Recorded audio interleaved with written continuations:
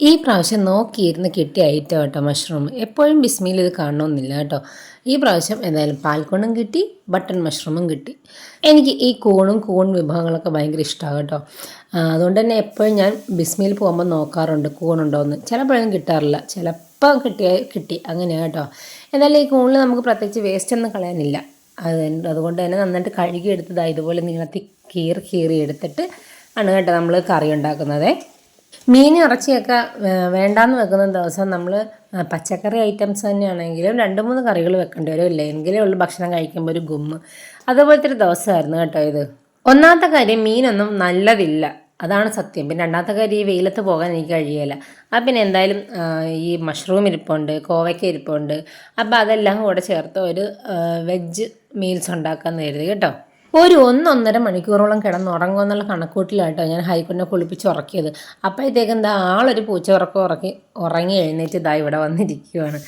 പിന്നെ കരച്ചിലായി, സങ്കടം പറച്ചിലായി. ഉറക്കം എണീറ്റ് പിന്നെ അങ്ങനെ ഭയങ്കര മൂഡ് ഓഫാണ്. പിന്നെ കുറേ നേരം ഞാനിങ്ങനെ കൈ വെച്ചുകൊണ്ട് നടന്ന് വർത്തമാനം പറഞ്ഞ് ആളെ ഒന്ന് ഉഷാറാക്കി എടുക്കണം, അപ്പോഴേ ഒന്ന് സെറ്റാകത്തുള്ള ആൾ.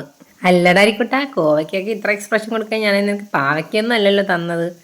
ഓ, അതങ്ങനെ കേട്ടോ. ധൃതി പിടിച്ച് ഇല്ലെങ്കിൽ കുറച്ച് താമസിച്ചൊക്കെ ഞാൻ എന്തെങ്കിലും ഭക്ഷണമോ ഇല്ലെങ്കിൽ എന്തെങ്കിലും കാര്യങ്ങളൊക്കെ ചെയ്യാനായിട്ട് ഒരു കണക്കുകൂട്ടലിട്ട് അങ്ങോട്ട് പോകുമ്പോഴായിരിക്കും ഹരിക്കോട്ടെ മുഴുവൻ കച്ചറാക്കി കളയുന്നത്. അതെന്താണെന്നില്ല, അവൻ കറക്റ്റ് അത് മനസ്സിലാക്കും. ഇപ്പോൾ ഒരു ഉദാഹരണം ഞാൻ പറഞ്ഞാലേ, ഇപ്പം അവൻ ഉറങ്ങുന്ന സമയത്ത് എനിക്ക് ഉറക്കം വരാറില്ല, ഇനി എനിക്ക് ഉറക്കം വരുന്ന സമയത്ത് അവൻ ഉറക്കം വരാറില്ല. എന്നിട്ട് ഞാനങ്ങനെ ഉറങ്ങിപ്പോയാലാ എൻ്റെ കണ്ണിട്ട് കുത്തുക, എന്നെ ഒന്നും ചെയ്യാത്തതായിട്ടൊന്നുമില്ല. പിന്നെ എൻ്റെ ഉറക്കമൊക്കെ കളഞ്ഞ് ഞാനവിടെ മാറിയിരിക്കും. ഇതാകട്ടെ എപ്പോഴും സംഭവിക്കുന്നത്. ഞങ്ങൾ വലിയ സ്നേഹത്തിലൊക്കെ ആണെങ്കിലും എപ്പോഴാണ് ഞങ്ങൾ യുദ്ധം പൊട്ടിപ്പുറപ്പെടുന്നതെന്ന് പറയാൻ പറ്റില്ല. ഹരിക്ക് അങ്ങനെ ഇരിക്കുമ്പോൾ മൂഡ് മാറും. അപ്പോൾ ഓരോരോ കുസൃതികൾ ചെയ്യുമ്പോൾ പിന്നെ എന്നിലെ അമ്മ ഉണരും, അതാണ് സത്യം.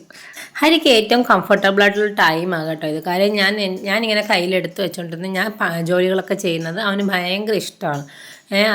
അതാകുമ്പോൾ ഞാൻ ചെയ്യുന്ന കാര്യങ്ങൾ അവന് കാണാനും പറ്റും, ഞാൻ അടുത്തുകൊണ്ട്. അതപ്പോൾ ഭയങ്കര ഇഷ്ടമുള്ള കാര്യമാണ് കേട്ടോ. പിന്നെ എല്ലാവരും പറയും കുഞ്ഞുങ്ങൾക്ക് കാർട്ടൂൺ കാണുന്നത് നല്ലതല്ല, കുഞ്ഞുങ്ങൾക്ക് TV അധികം കാണിക്കുന്നത് നല്ലതല്ല. അതൊക്കെ ശരിയാണെങ്കിൽ പോലും കുഞ്ഞുങ്ങൾക്ക് കറക്റ്റായിട്ടുള്ള കാര്യങ്ങളാണ് കാണിച്ചു കൊടുക്കുന്നതെങ്കിൽ അവർ കുറേ കാര്യങ്ങൾ പഠിക്കുന്നതായിട്ട് എനിക്ക് ഹരിയുടെ കാര്യത്തിൽ തോന്നിയിട്ടുണ്ട് കേട്ടോ. ഉറക്കം അങ്ങ് ശരിയാകാത്തതുകൊണ്ടാണ് തോന്നുന്നത് ഹരിക്കുട്ടിനൊന്നും അങ്ങോട്ട് ഇഷ്ടപ്പെടുന്നില്ല. പിന്നെ അതുപോലെ തന്നെ എൻ്റെ ഇടയ്ക്ക് കൈ എന്നും പറഞ്ഞിട്ട് കയ്യിൽ ഞാൻ നോക്കിയിട്ട് പ്രത്യേകിച്ച് ഒരു കുഴപ്പങ്ങളൊന്നും കാണുന്നില്ല. പിന്നെ അങ്ങനെയാണ് കേട്ടോ, കുറച്ച് പുന്നാരം കൂടുമ്പോഴത്തേക്ക് ഉറുമ്പ് കടിച്ചു, പാമ്പ് കടിച്ചു എന്നൊക്കെ പറഞ്ഞിട്ട് നമ്മടിക്കേ വരും. ഇത് ആദ്യത്തെ സമയത്തൊക്കെ നമ്മൾ പേടിക്കുമായിരുന്നു. ഇപ്പം മനസ്സിലായി ട്രിക്കല്ല.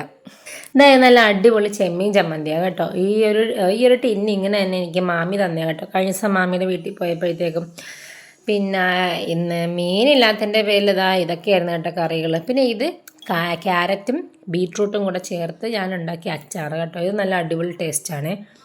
പിന്നെ പൊതുവേ ഞാൻ അച്ചാറുകളൊന്നും ഉപയോഗിക്കാറില്ല, എങ്കിലും ഇടയ്ക്ക് ഇങ്ങനെ തിന്നാൻ തോന്നുമ്പോൾ കഴിക്കണമല്ലോ എന്ന് ഓർത്തിട്ടൊരു അച്ചാർ ഞാൻ എപ്പോഴും ഉണ്ടാക്കി വെക്കാറുണ്ട് കേട്ടോ. അപ്പോൾ ഇതൊക്കെയായിരുന്നു ഇന്നത്തെ ഫുഡ് വിശേഷങ്ങൾ.